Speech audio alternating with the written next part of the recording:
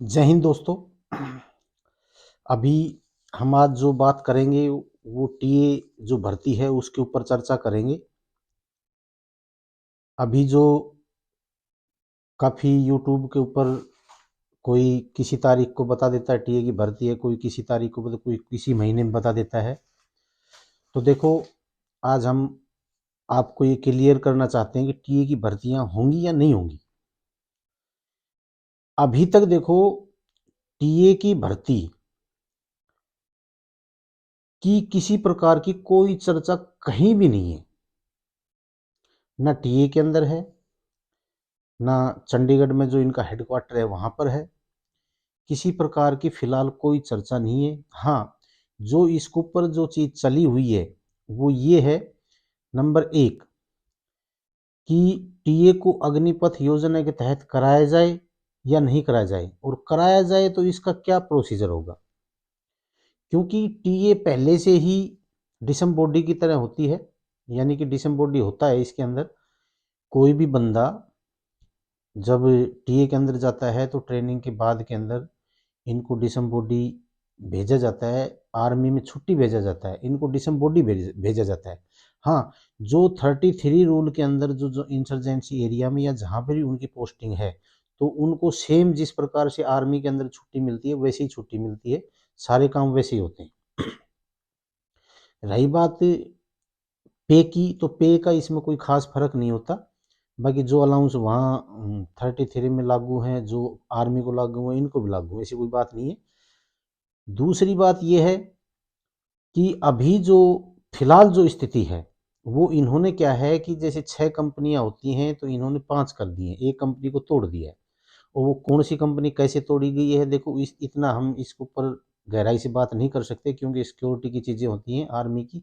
बाकी 6 कंपनी की जगह 5 कंपनी कर दी गई है, क्योंकि स्ट्रेंथ है कम, भर्तियां हुई काफ़ी साल हो चुके हैं। दूसरा, जो टीए की भर्ती अगर परमानेंट इसी प्रकार करते हैं तो इसके अंदर क्या होता है कि जैसे ये टीए की अहमियत जो रेगुलर आर्मी है उससे ज़्यादा हो जाती है, क्योंकि ज़्यादा जो युवा हैं उसमें जाने के इच्छुक होंगे, ना कि अग्निवीर के अंदर। अब इसमें फ़र्क क्या है अग्निवीर में और टीए के अंदर। देखो, अग्निवीर के अंदर जो बंदा भर्ती होगा और जो 75% वापिस आएंगे अग्निवीर से, वो अपने आप को ये नहीं कह सकता है कि मैं किस कोर का आदमी हूँ, मैं किस रेजिमेंट का आदमी हूँ, क्योंकि उसके कंधे पे सिर्फ अग्निवीर रहेगा, ना कि कोई बैच लगेगा कि भी राजरिफ का है, जाट का है, कुमाऊं का है या किसका है। ऐसा कोई बैच उसके कंधे के ऊपर नहीं लगेगा।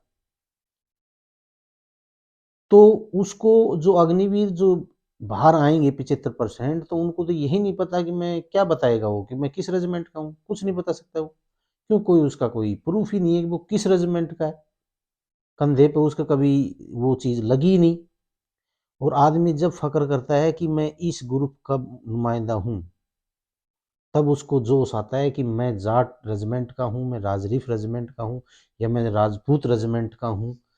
जब कंधे के ऊपर वो लिखा जाता है, तब युवा के अंदर वो जोश आता है कि मैंने हाँ वर्दी को पहना है। लेकिन अग्निवीर जो लिखा होगा उसके ऊपर वो जोश नहीं दिखेगा जो एक रेजिमेंट की जो बैच होता है उसका दिखता है।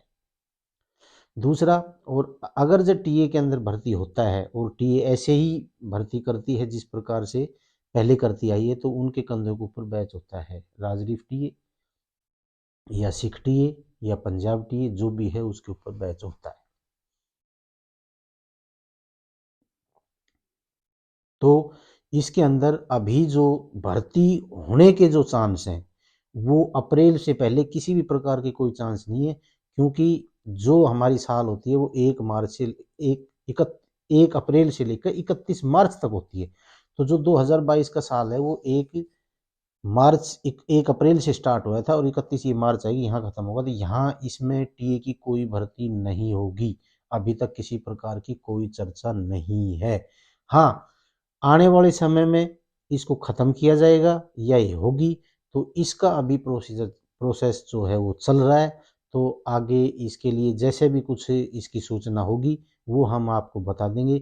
लेकिन अभी मैं आपको ये कहूँ कि मेरी एकेडमी चलाने के लिए, हाँ टीए की भर्ती होगी, आ जाओ भाई एडमिशन ले लो, ये फालतू के अंदर जो युवा हैं उनके पैसे बर्बाद करना है और कुछ नहीं है।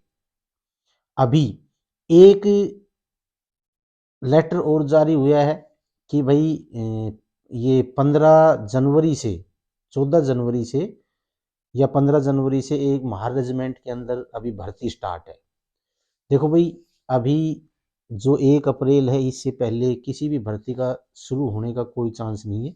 बाकी हाँ, अभी 1 अप्रैल से अपनी भर्तियां शुरू हो जाएंगी। 15 जनवरी का ये टेस्ट है, इसके बाद के अंदर सभी की डिटेल आ जाएंगी। और डिटेल भी क्या आएंगी, भाई पहले एग्जाम होगा या पहले फिजिकल होगा, सब कुछ आ जाएगा। फरवरी के अंदर सब कुछ क्लियर हो जाएगा। उसके बाद 1 अप्रैल से आपकी भर्तियां स्टार्ट हो जाएंगी। इससे पहले कुछ नहीं है। इससे पहले कोई भी अगर ये चीजें करता है तो ये अफवाहें हैं और कुछ नहीं है। अकेले महारेजिमेंट की जो रैली है वो नहीं होगी, ऐसा कुछ नहीं है। और दूसरी बात ये है कि आपका जो अभी सब कुछ जो सिस्टम है वो टिका हुआ है कि जो आपका जो अभी फैसला आएगा उसके ऊपर टिका हुआ है। फैसला क्या आता है क्या नहीं आता है, उसके बाद हर चीज डिसाइड उसके बाद होगी। अगर इनका फैसला इनके पक्ष में, सरकार के पक्ष में नहीं आता है तो इन्होंने ये वैकेंसी भी फिलअप करनी है। उसके बाद में जो आगे की भर्ती प्रक्रिया होगी उसमें वैकेंसी उस तरीके से आएंगी। और अगर फैसला इनके पक्ष में आ जाता है तो फिर जो वैकेंसियां हैं वो उस तरीके से आएंगी। मतलब अभी आपको इंतजार करना होगा।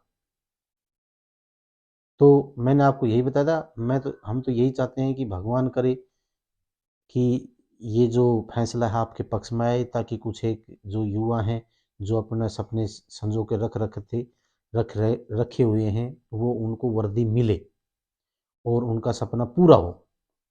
जय हिंद, जय भारत।